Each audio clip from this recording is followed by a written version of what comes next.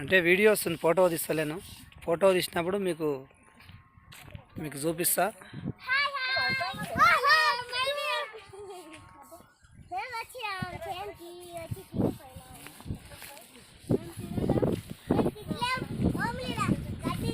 ఒక ఆమె అయితే నెత్తిపోతుంది.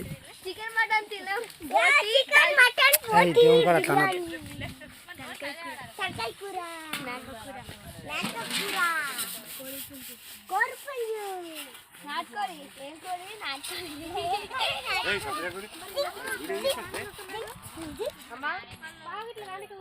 గిన్నెలు దొంతుకురా, గిన్నెలు దొంతుంది.